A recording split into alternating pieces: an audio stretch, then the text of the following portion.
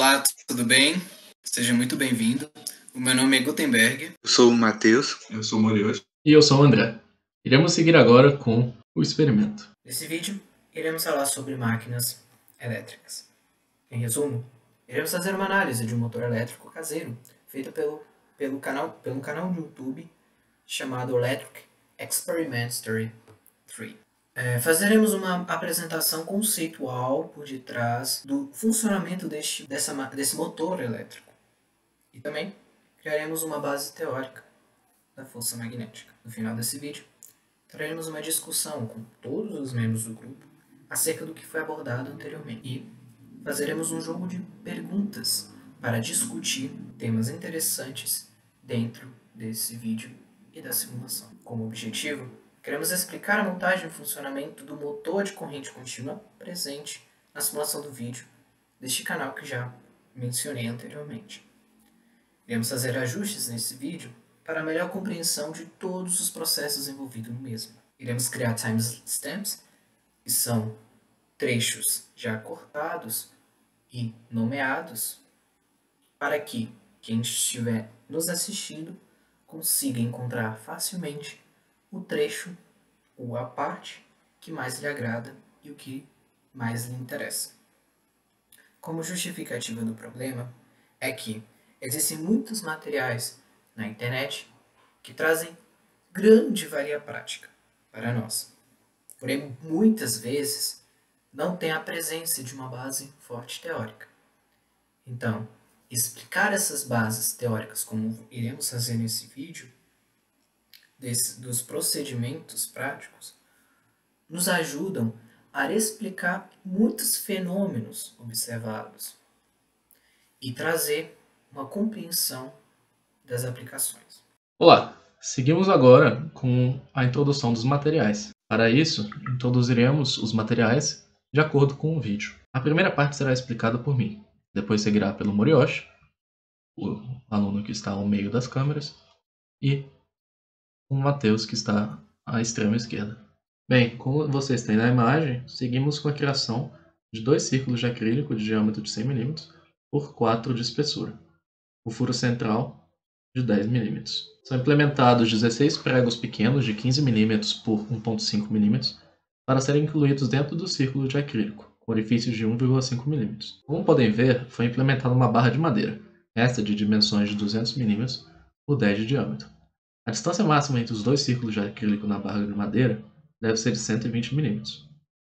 Temos aí a imagem da implementação da barra dentro do orifício de 10 mm, que foi criado no acrílico. Por isso necessitamos ter essa compatibilidade entre o diâmetro da madeira e o buraco criado no acrílico. Implementada uma placa de cobre que é dividida em 8 placas de cobre menores. Aí temos a divisão sendo feita por partes. Essas 8 placas de cobre de latão, cobre ou latão, serão de 15 a 20 mm por 4 mm de espessura. Elas servirão para serem os condutores que transmitirão a corrente dessas placas para as bobinas. Bem, aquelas 8 placas elas foram implementadas na haste de madeira. 4 de um lado do acrílico e 4 do outro lado. Elas funcionarão de tal forma que serão ligadas às bobinas. Cada bobina terá sua própria placa de madeira em cada um dos lados. E elas funcionarão como um condutor para transmitir a corrente de um lado para o outro. Bem, seguimos agora com o Morioshi. Vão ser necessários também 4 bobinas, que vão ser compostas de fio de cobre de 0,18 a 0,20 mm de diâmetro. As bobinas vão ser constituídas de 160 voltas e terão forma retangular. Como você pode ver, a bobina foram grudadas através da continuação do fio que foi enrolado nas placas de cobre ou latão que foram coladas no eixo de madeira. Cada bobina vizinha vai ser defasada da outra de 90 graus, a fim de, quando você ligar o seu motor elétrico, você ter só uma bobina funcionando por vez, a fim de maximizar a sua eficiência. Nessa imagem dá para ver claramente a defasagem entre uma bobina e a próxima a ela de 90 graus. Vão ser necessários também enrolamentos para que tenha um apoio do seu sistema do motor, e a fim de que esse apoio não gere atrito com o seu eixo de madeira.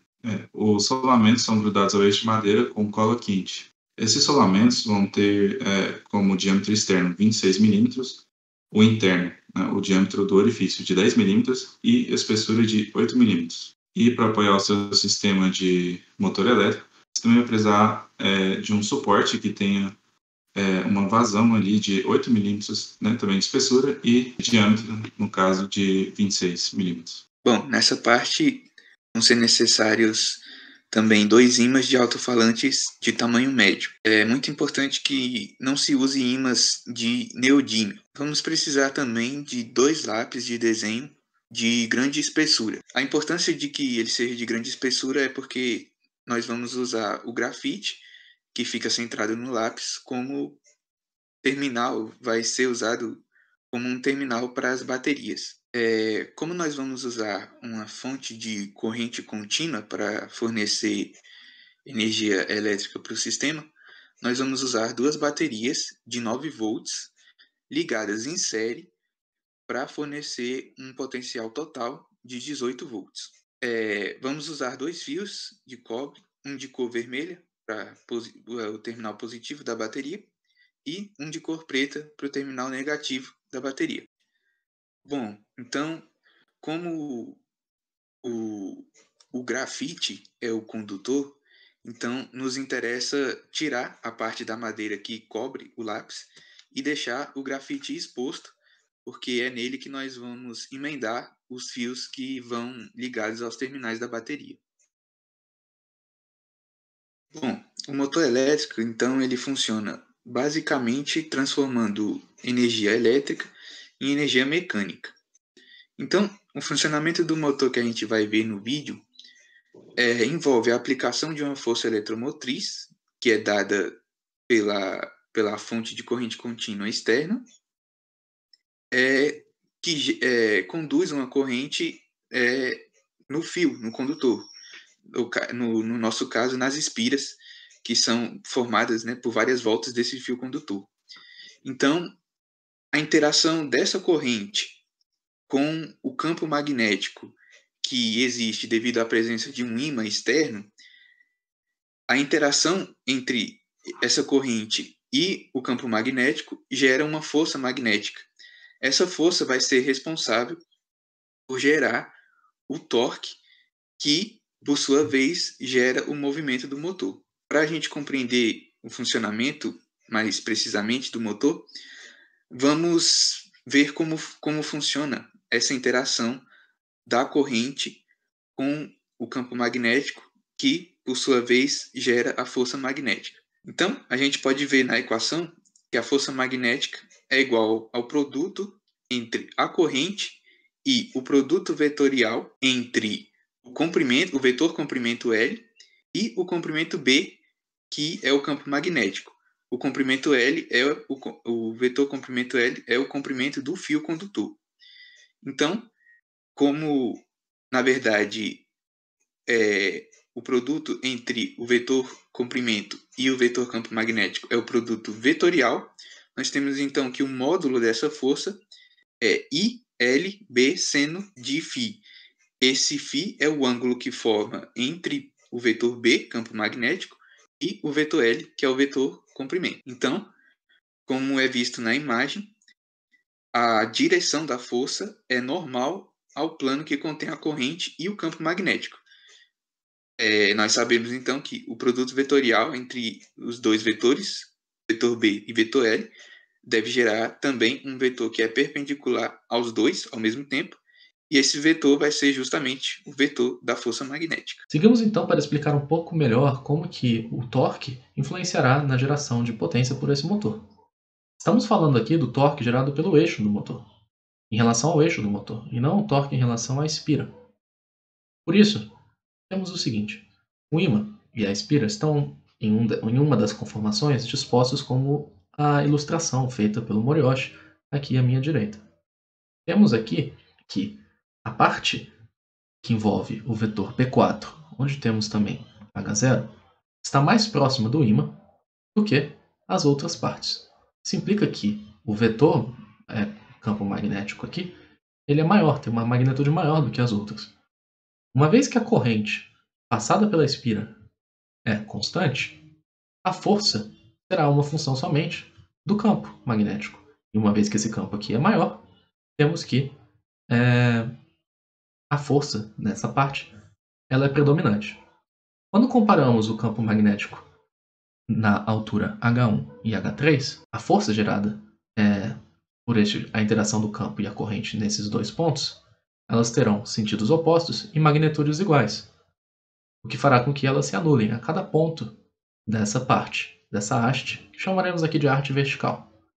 A única força que será oposta em sentido devido à direção da corrente será, e será diferente da força gerada em H0, será a força gerada do campo B2 com a corrente que passa nessa haste, que chamaremos de haste horizontal. Podemos ver essa haste horizontal perto de H2. Porém, a distância de H2 para o ímã é maior do que a distância H0 para o ímã. Consequentemente, por estar mais distante do ímã, a magnitude do campo magnético aqui será menor, causando uma força menor neste ponto. A corrente nesse ponto é oposta, nesse sentido, à corrente no ponto H0. Logo, a força neste ponto, estamos falando do ponto H2, terá sentido oposto à força em H0. Porém, a força em H0, por ser maior, faz com que essa resultante do sistema inteiro tenha o sentido, quando pegamos a corrente vindo da esquerda para a direita, o sentido de H0 para a bobina, não nesta direção precisamente, mas nesse sentido. Quando pegamos essa conformação como um todo, nós temos uma força resultante existente, que causará aceleração tangencial e, consequentemente, causará também um torque em relação ao eixo do motor, gerando movimento e transformando a energia elétrica gerada pelas pilhas em energia mecânica. Bem, seguiremos agora com o vídeo no qual mostramos o experimento sendo feito. Vamos lembrar que o experimento foi feito pelo youtuber Robert33. Bem, apresentaremos agora o feito por ele e iremos comentar por cima, como um grupo. Então, galera, agora ele está aplicando a corrente, né? Ele aplica de um lado na parte de baixo e na outra parte de cima. O que você tem para observar sobre isso, Morions? Então, ele aplicou assim porque ele colocou um fio colado na placa na parte superior, no lado do eixo, e no lado oposto ele colocou a outra terminal, né, para fechar o seu circuito, na placa de baixo do eixo. Entendi. A gente consegue ver também aqui o torque, né, sendo criado pela tração da força magnética com a corrente que passa entre as bobinas. E podemos ver também que quando a gente falou da implementação dessa placa de cobre em cada um dos lados, seja do lado direito, seja do lado esquerdo, a gente tem essas placas individuais, né, para cada uma das bobinas. Podemos ver até uma separação aqui entre uma e a outra. Então, quando ele conecta o grafite a essas placas, a gente pode também falar que elas são conectadas individualmente, né? Isso. Beleza. Depois volta aí no início, quando ele vai começar do zero o experimento, quando ele inverteu os terminais, se o motor girou no sentido contrário ao que tinha girado inicialmente. Você diz agora? Aí, ó, parece que ele tá girando para lá, no sentido da mão direita dele. Sim. O que a gente tem aqui é a representação que a gente fez no PowerPoint, ela está mostrando como se a rotação ela fosse no sentido do grafite do lado esquerdo para baixo. Porém, esse sentido está do sentido do grafite direito para cima. A única diferença que a gente tem é que a gente tem a representação do sentido oposto, mas as forças que geram esse movimento elas são criadas pela mesma explicação teórica explicada por nós no PowerPoint. A única diferença é uma diferença de orientação mesmo. Ok. E eu acho que ficou bem interessante aqui, a gente consegue ver a representação do que foi feito pelo Robert de uma forma bem eficaz aqui, quando a gente mostra toda a estrutura aqui feita e o movimento e o movimento observado, e como que a energia corrente ela vai introduzir ao sistema uma agitação e o ímã, mesmo estático, consegue atrair essa corrente e gerar um torque nas bobinas. E isso é bastante curioso. Podemos também analisar algumas aplicações disso, né?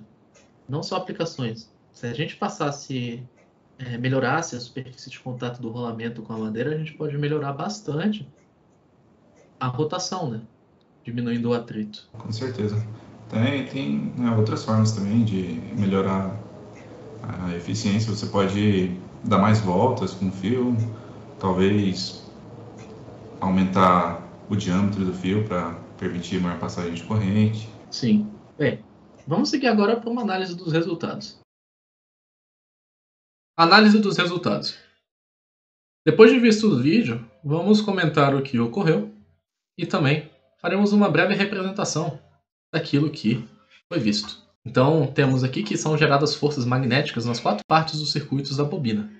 2 caminhos horizontais e 2 caminhos verticais, como os temos na imagem à direita. Aqui na imagem à direita, no caso, foi desenhado uma espira, mas para o caso do motor elétrico do vídeo, a gente tem bobinas. Então, a gente vai continuar com o retângulo fechado, né, dessa representação da espira. E, assim, essa orientação horizontal e vertical é só para facilitar o entendimento, né? Aí, o caminho foi horizontal, foi outra figura, e vertical, né, também. Dois caminhos paralelos terão forças de mesma magnitude. Como a distância é a mesma, a intensidade do campo será a mesma, porém em sentidos opostos. Esses 2 caminhos paralelos podem ser tanto o par de caminhos horizontais quanto os verticais. Vai depender de como você estiver observando a bobina no motor. Bom, os outros 2 caminhos também vão ter sentidos opostos, mas dessa vez de magnitude diferente entre eles, pois as distâncias dos dois até o ímã, a distância entre a posição deles e o ímã, são diferentes, levando a uma força resultante não nula. Então, como foi dito no parágrafo anterior, por exemplo, se os caminhos horizontais vão estar na mesma distância, né? Eles vão gerar forças de mesmo módulo, só que sentidos opostos. E aí os caminhos verticais, eles vão estar situados em alturas relativas ao ímã permanente diferentes, né? Então, o caminho que estiver mais perto vai ter uma força mais intensa, e aí você vai ter a sua força resultante, né, na direção dessa força e no sentido da que estiver mais próxima ao ímã. Essa força magnética resultante, ela vai gerar um movimento circular em torno do eixo de madeira, né, do seu motor elétrico caseiro. E essa força, que vai estar a uma distância de um braço de alavanca do eixo, vai gerar um torque, né? E com isso a gente vai conseguir ter, né, sucesso em transformar a nossa energia elétrica, né, a corrente que vem da pilha, em energia mecânica, né, que é o torque do sistema. Essa força magnética, é possível ver o sentido dela aplicando a regra da mão esquerda, né, que está no desenho à sua direita. E em cima, né, da mão, a gente tem um corte num plano perpendicular ao eixo longitudinal do seu motor, né, em que esse círculo central de uma cor amarela é o eixo de madeira. O círculo externo ali é só para representar o disco de acrílico, e esses círculos laranjas são o conjunto de fios da bobina, né, que é de cobre. Bem, primeira pergunta.